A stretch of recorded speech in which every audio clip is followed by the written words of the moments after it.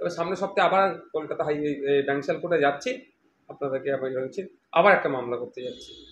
ওসব গল্প শুনিয়ে লাভ হবে না, কোর্টে এসে ওইটাই বলতে বলবেন। ওর কাছে যে আছে না আছে কোর্টে এসে গল্প শোনাতে বলবেন। ওসব এখন ওনার ভক্তরা ভয় পেয়ে যাচ্ছেন, ভক্তদেরকে আশ্বস্ত করার জন্য এসব গল্প শোনাচ্ছেন। গল্প ওই মাছার পাড়ার মাচাতেই হয়, আর একজন পাড়ার সাধারণ লোকের সম্পর্কে গল্প হয়ে হুমকি ধমকিতে চলে যাবে। একজন আইনসভার সদস্য সম্পর্কে কালিমালিপ্ত করছে উনি, গল্প ছুটিয়ে ফেলবে আইনের মাধ্যমে। আমাদের উকিলরা কোর্টে যেয়ে দেখা হবে, আমার উকিলরা বলতে পারবে, আমাদের উকিল দেখছি না ব্যাংশাল কোর্টে উকিলরা আছে, বলে দেবে। তবে সামনের সপ্তাহে আবার কলকাতা ব্যাংশাল কোর্টে যাচ্ছি, আপনাদেরকে আবার একটা মামলা করতে যাচ্ছি সামনের সপ্তাহে। বুঝতে পারবেন কি নিয়ে কার বিরুদ্ধে যাচ্ছি। দেখুন একটা কথা বলি, আমরা চাই বিজেপি এবং তৃণমূল মুক্ত পশ্চিমবঙ্গ।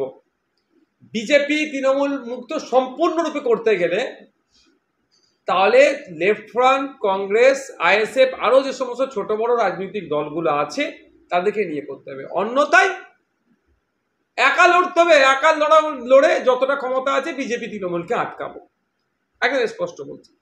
আমরা চাই সম্পূর্ণরূপে পশ্চিমবাংলাতে বিজেপি তৃণমূলকে গণতান্ত্রিক প্রক্রিয়ায় বিদায় জানাবো।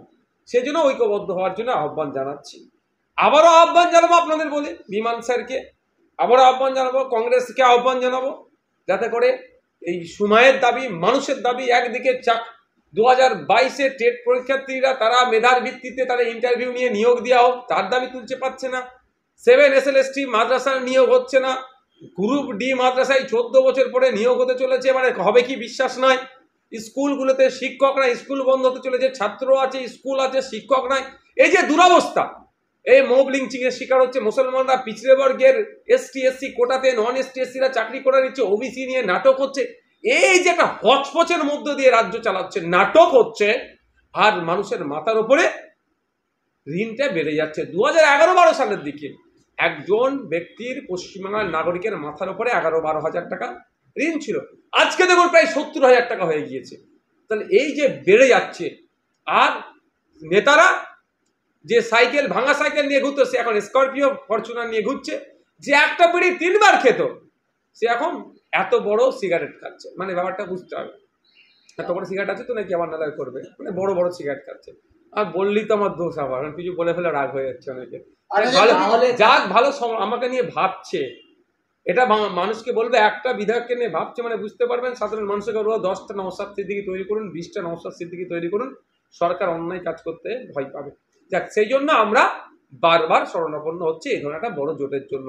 যদি না জোট করে, তবে আশা করছি জোট করবে না, কোনো প্রশ্ন আসছে না, তারপরেও বলবো শেষ হতে আছি আমরাই, সেই বিজেপি তৃণমূলকে আটকাতে হবে। একটা কথা বলুন, একটা কথা, এটা আমার সাথে অনেকের হয়তো মতনৈক্য হতে পারে। একটা নির্বাচিত জনপ্রতিনিধি, একটা সরকার, সেই কেন্দ্র সরকার হোক আর রাজ্য সরকার হোক, যদি অন্যায় করছে একে গণতান্ত্রিক প্রক্রিয়াতেই বিসর্জন দিতে হবে। আমি এই যে গণ অভ্যুত্থান বলুন, এ বলুন, এর সাথে আমি এটা আমার নিজস্ব মতামত, আমার পার্টির নয়, আমি এর সাথে সহমত নয়। কেন্দ্রের বিজেপি সরকার ফ্যাসিস্ট সরকার, তার জন্য একটা বিশাল আন্দোলন করো, কেন্দ্রের ফেলে দাও, পশ্চিমবাংলার দুর্নীতিগ্রস্ত সরকার মমতা ব্যানার্জি নবান্ন থেকে টানে নামিয়ে দাও। এটা আমি আমার ব্যক্তিগত অভিমত বলছি, আমার পার্টির অভিমত নয় এটা, যে আমি এতে বিশ্বাসী নয়। কারণ একজন একটা, যদি এখন তাদের সার্টিফিকেট আছে, ভোট কিভাবে করেছে সব জানি, তো আমরা এটাকে আটকাবো, তখনই একে বিসর্জন দেবো গণতান্ত্রিক প্রক্রিয়াতে। তো ওই জন্য বলছি, অনেকে ভাবেন যে আমার মাথায় ঋণ আছে, মাথায় বয়ে গেছে, আরে আপনি ঋণটা বোঝা, আপনাকেই শুধতে হবে। আপনি দেখতে পাচ্ছেন না জিনিসের দাম বেড়ে যাচ্ছে, পেট্রোল ডিজেলের দাম বেড়ে যাচ্ছে, হ্যাঁ আছে, এইসব টাকাগুলো যে বাড়ছে, এটা তো ঘুরে ফিরে আবার ওইখানে যাচ্ছে। আপনার মাথার উপরে এখন 70,000 টাকা ঋণ, এই ঋণটা আপনাকেই মকুব করাতে হবে, পরিশোধ করতে হবে। আপনি মানে আপনার জনপ্রতিনিধি, আপনার জনপ্রতিনিধি কোথা থেকে পাবে টাকা ছাপানো মেশিন আছে নাকি? এই আপনার আমার যে নিত্য প্রয়োজনীয় জিনিস আছে তার দাম বাড়াবে, তার থেকে ট্যাক্স নেবে, ওই ট্যাক্সটা ওখানে করবে।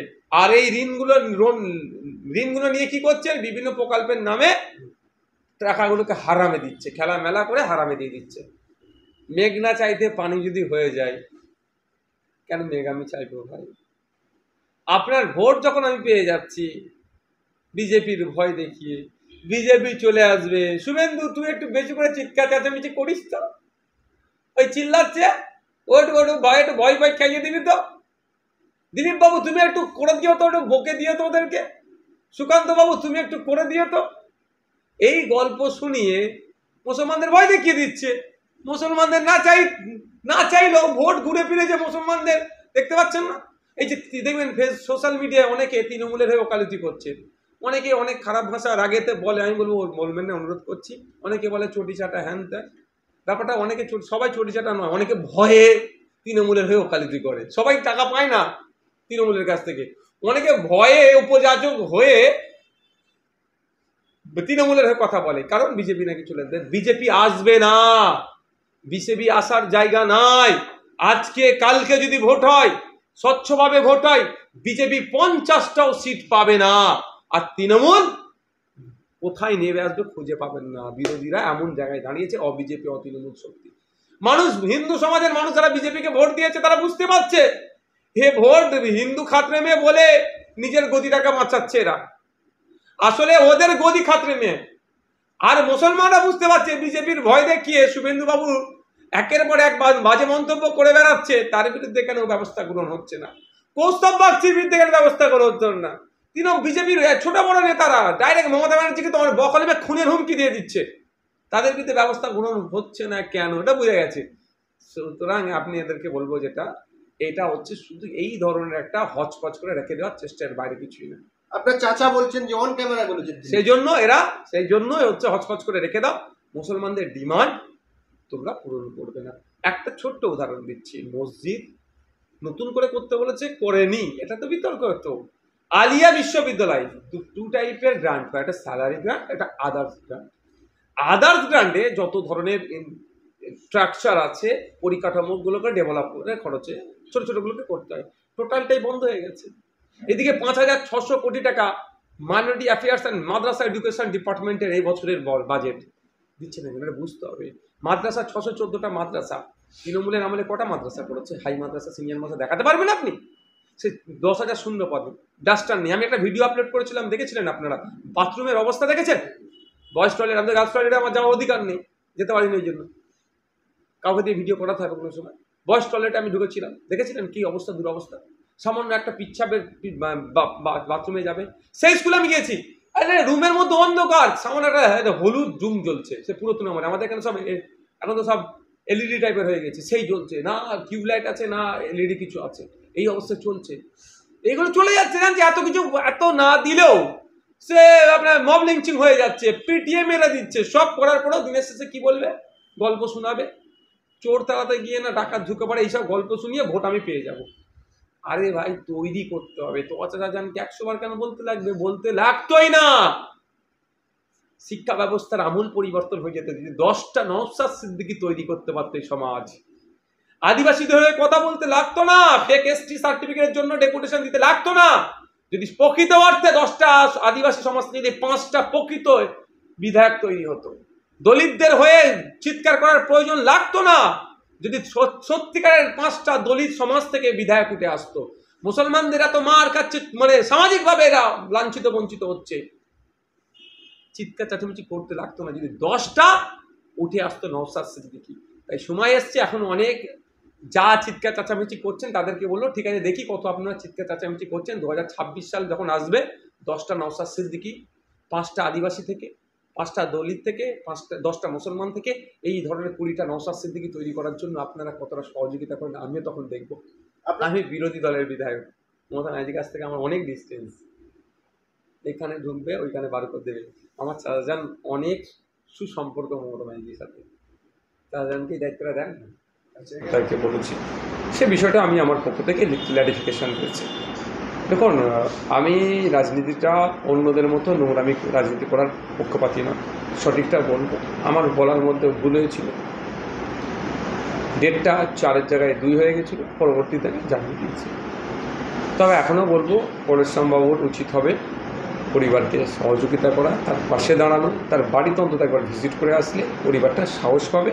এবং যারা খুন করেছে, এখন নাকি অনেকে ধরা পড়েনি, পরেশরামবাবু শাসক দলের একজন বিধায়ক, তিনি যাতে দ্রুত ধরা পড়ে এবং দ্রুত চার্জশিট করে এই খুনিগুলো যাতে শাস্তি পায় তার ব্যবস্থা করবেন। এবং সাথে সাথে কমরেশ বাবু যেহেতু শাসক দলের বিধায়ক, তিনি তার তার ব্যক্তিগতভাবে কত টাকা দিয়েছে সেটা আমি নিয়ে প্রশ্ন করব না, যাতে সরকার এখানে ব্যর্থ এই খুনটা রোধ করতে। যেখানে সিভিক ভলেন্টিয়ার এত রেখেছে, বলছে গ্রামীণ পুলিশ বলে একটা আছে সে এত রেখেছে, আচ্ছা সাথে সাথে পুলিশ প্রশাসন থাকার পরে একটা ছেলেকে এতক্ষণ ধরে পিটিয়ে মারলো, হত্যা করলো, পুলিশ আটকাতে পারেনি, পুলিশ ফেলিও, ফলে সরকারকে ক্ষতিপূরণ বাবদ, দেখুন টাকাতে একটা মানুষের জীবনের দাম হয় না, তারপরেও কম করে 20 লক্ষ টাকা দেওয়া হোক, তার ব্যবস্থা করে দেবেন এবং তার পরিবারকে একটা সরকারি চাকরি করে দেবেন, এই আশাটা আমি রাখবো পরশুরাম বাবুর কাছে। এবং ঘুটিয়ারি শরীফের মাটি, ক্যানিংয়ের মাটি, বাংলার মাটি, সম্প্রীতির মাটি, এই মাটি যাতে মাটির সম্প্রীতি যাতে ঠিকঠাক থাকে তারও ব্যবস্থা তিনি করবেন। এই মাটিতে যারা সম্প্রীতি বিনষ্ট করবে তাদেরকে কঠোরভাবে জবাব দেবেন।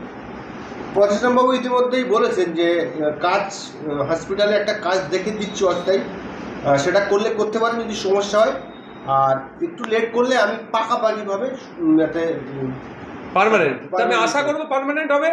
কারণ দেখুন রাজ্জাক খাঁর ক্ষেত্রে শওকত মোল্লা সাহেব অনেক চিৎকার করেছিল, তবে একটা শওকত মোল্লা সাহেব আর পরশুরাম বাবুর মধ্যে কিন্তু অনেক তফাৎ, আমি একটা কথা বলতে পারি, দুজনের কিন্তু অনেক তফাৎ। শওকত মোল্লা যেভাবে নটোরিয়াস ক্রিমিনাল সার্টিফাইড, পরশুরাম বাবু সেক্ষেত্রে নয়, কিন্তু তুই বোমবাদিস শওকত মোল্লা সাহেবের ক্ষেত্রে প্রযোজ্য, পরশুরাম বাবুর ক্ষেত্রে প্রযোজ্য নয়। তবে আমি আশা করবো রাজ্জাক খাঁরও সরকারি চাকরি দেওয়ার গল্প শোনালেও এখন কন্ট্রাকচুয়াল চাকরি 10,000 টাকা মতো স্যালারি পাচ্ছে, তো এটা না হয় পার্মানেন্ট চাকরি যাতে পাই সে বিষয়টা আমি বলবো মাননীয় বিধায়ক সাহেবকে, তিনি সদর্থক ভূমিকা নেবেন। দেখুন যুক্তিসঙ্গত এখানে বিতর্কের করলে অনেক বিতর্ক করা যাবে, আমি এতটুকুই বলবো যাতে ওই পরিবারটা বাঁচে সেই জন্য একটা পার্মানেন্ট চাকরি সরকারকে ব্যবস্থা করে দিতে হবে এবং 20 লক্ষ টাকা কম করে ক্ষতিপূরণ দিতে হবে, এই দাবিটা আমার থাকছে। এবার কে সক্রিয় কর্মী কে নিষ্ক্রিয় মানুষ ওসব দেখার প্রয়োজন, একটা প্রাণ গেয়েছে, সরকারের ব্যর্থতার জন্য এই প্রাণটা গিয়েছে।